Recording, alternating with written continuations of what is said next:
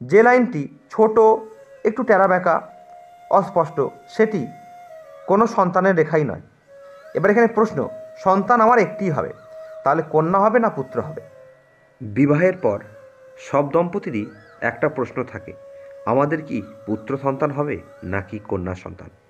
পুত্র সন্তান আর কন্যা সন্তান কোনটি আছে আপনার কপালে? এই নিয়ে আমরা আগে একটি ভিডিও বানিয়েছি, আর আজকে করব তারই পার্ট 2।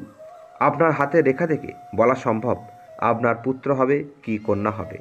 আপনার কটি পুত্র সন্তান রয়েছে আর কটি কন্যা সন্তান রয়েছে আপনার হাতে। নমস্কার, প্রতিদিনের মতোই আজকে আরেকটি নতুন ভিডিও নিয়ে চলে এসেছি। আজকের ভিডিওর টপিকটা একটু অন্যরকম।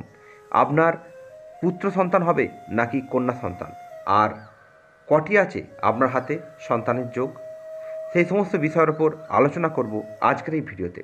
সেই জন্য সম্পূর্ণ ভিডিওটি শেষ পর্যন্ত দেখুন। ভিডিওটি টেনে কেটে দেখবেন না, এতে অনেক কিছু বুঝতে অসুবিধা হবে। তাই অল্প সময়ের মধ্যে ভিডিওটা করব, আর ভিডিওটি সম্পূর্ণ দেখার অনুরোধ রইল। আর যদি আপনারা আমার চ্যানেলে প্রথম এসে থাকেন তাহলে চ্যানেলটি সাবস্ক্রাইব করে ভিডিওটিতে একটি লাইক দিয়ে দেবেন। তো চলুন শুরু করা যাক আজকের ভিডিও। হাতের মধ্যে সবার প্রথম আমাদের দেখতে হবে বিবাহ রেখা। হাতের বিবাহ রেখা এই স্থানে থাকে, এইখান থেকে বলা হয় বুধের ক্ষেত্র। আর বিবাহ রেখা একদম এই সাইড দিয়ে শুরু হয়। তো আপনার হাতে বিবাহ রেখা আছে নাকি আগে লক্ষ্য করবেন।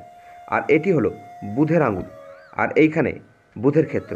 আর বুধ কিন্তু সন্তানকারক গ্রহ, এইটাকে বুধের স্থান বলা হয়। আর এইখানেই সৃষ্টি হয় বিবাহ রেখা। বিবাহ রেখা ঠিক এইভাবে তৈরি হয়, কারোর হাতে একটি, আবার কারোর হাতে দুটি, কোনোটা ছোট, কোনোটা বড়। এখন প্রশ্ন হচ্ছে সন্তান রেখা বা সন্তান সম্বন্ধে। আপনার সন্তান কন্যা হবে নাকি পুত্র হবে? লক্ষ্য করবেন আপনার হাতের মধ্যে এই বুধের ক্ষেত্রে যেখানে বিবাহ রেখা আছে, এই স্থানটি আরেকটি স্থান, সেটি হচ্ছে এই শুক্রের ক্ষেত্র। আমরা এর আগে পার্ট 1 বানিয়েছি, এটা হলো পার্ট 2। এই শুক্রের ক্ষেত্র আর বুধের ক্ষেত্র, এই দুটি জায়গা খুব ভাইটাল সন্তানের ক্ষেত্রে। দেখবেন শুক্রের ক্ষেত্রে এরকম লম্বা লম্বা লাইন থাকে, স্ট্রেট, সোজা, সুন্দর, সেটি পুত্র সন্তান বোঝায়। আর স্বভাবত ছোট রেখা কন্যা সন্তান বোঝায়। আর এই ক্ষেত্রে আমাদেরকে দুটো জিনিসকে ম্যাচ করতে হবে। তার সঙ্গে আমাদের হাতে দেখতে হবে এই বুধের ক্ষেত্রে বিবাহ রেখাটি। এইখানে দেখবেন এই রকম সরু সরু লম্বা লম্বা লাইন দেখবেন চলে গেছে, কম বেশি দুটো একটা। আর তার সঙ্গে খেয়াল করবেন হাতের মধ্যে বিবাহ রেখার ক্ষেত্র, হয়তো আপনার দুটো বিবাহ রেখা আছে, এবং দুটোতেই দেখবেন এরকম সরু সরু লম্বা লম্বা লাইন তৈরি হয়েছে। এইগুলোকে বলা হয় সন্তান রেখা। আর এই সন্তান রেখা পুত্র কি কন্যা তা বোঝা যায় এই বিবাহ রেখার ওপর এই লাইন দেখে। কীরমভাবে? যে লাইনটি ছোট, একটু টেরাবেঁকা, অস্পষ্ট, সেটি কোনো সন্তানের রেখাই নয়। যেটি ছোট কিন্তু স্পষ্ট, সেটি কন্যা সন্তান। আর স্বভাবত যেটি বড়, স্পষ্ট, সুন্দর, সুদীর্ঘ, সেটি পুত্র সন্তান। আপনার হাতে যদি এরকম ছোট ছোট লাইন একাধিক থাকে তাহলে জানবেন কন্যা সন্তান হবে। আর যদি বড় লাইন থাকে তাহলে জানবেন পুত্র হবে। এবার এখানে প্রশ্ন, সন্তান আমার একটিই হবে, তাহলে কন্যা হবে না পুত্র হবে? সন্তান একটি হবে, কন্যা হবে নাকি পুত্র হবে? দেখুন, সেক্ষেত্রে কোনো রকম গ্যারেন্টি দিয়ে বলা সম্ভব নয় যে আপনার কন্যাই হবে বা আপনার পুত্রই হবে।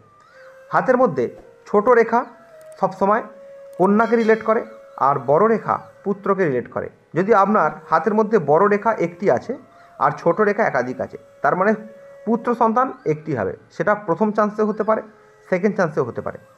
বড় রেখা দেখা যাচ্ছে দুটি আছে, তার মানে পুত্র সন্তান দুটি হবে। সেটা পরপর দুবারও হতে পারে, অনেক ক্ষেত্রে টুইন বেবিও হতে পারে, মানে যমজ বাচ্চাও হতে পারে। এবং যদি ছোট ছোটোই রেখা থাকে একাধিক, তাহলে আপনার যতগুলোই সন্তান হোক না কেন, বেশিরভাগ চান্স থাকে 60-70% কন্যা হবার। ছোট বড় লাইন মিলিয়ে থাকলে পুত্র এবং কন্যা উভয়ই হবে। হাতের মধ্যে পুত্র কন্যা সন্তান দেখার বিশেষ জায়গাই হচ্ছে এই জায়গাটি। এটা বিবাহ রেখার ওপর সৃষ্টি হয়, আর শুক্র রেখার ওপর সৃষ্টি হয়।